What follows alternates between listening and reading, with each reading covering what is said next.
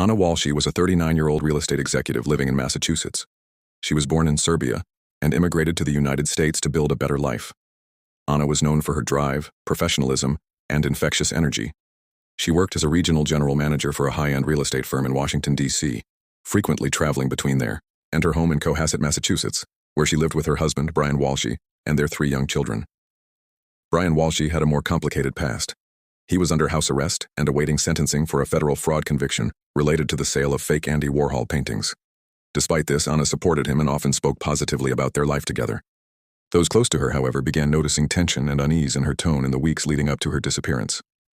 On January 1, 2023, Anna was reportedly scheduled to fly to Washington, D.C. for work. However, her flight was never taken.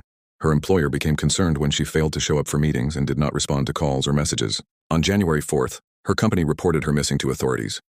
Brian Walshe later filed a missing person report himself, but inconsistencies in his story immediately raised red flags.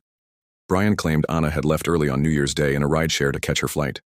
Investigators found no evidence of a rideshare being ordered, and her phone continued to ping near their home after she supposedly left. Surveillance footage failed to show any evidence that she had departed.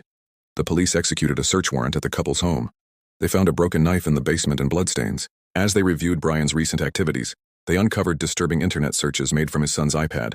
The searches included: how to dispose of a 115-pound woman's body, how long before a body starts to smell, can you throw away body parts, and hacksaw best tool to dismember.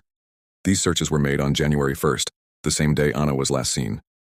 In addition to the searches, Brian had purchased hundreds of dollars worth of cleaning supplies, including mops, tarps, and buckets.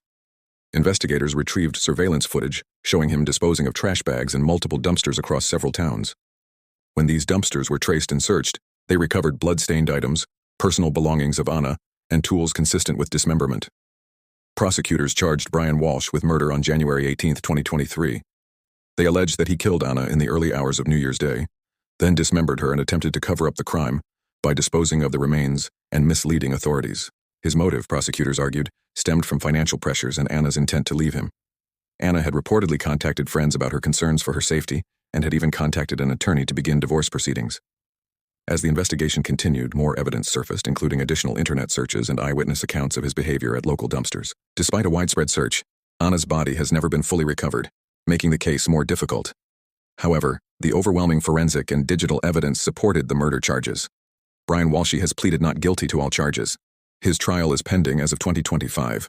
He remains held without bail and is facing additional charges related to misleading a police investigation. His past criminal record and manipulation of financial schemes have further damaged his credibility in the eyes of prosecutors and the public.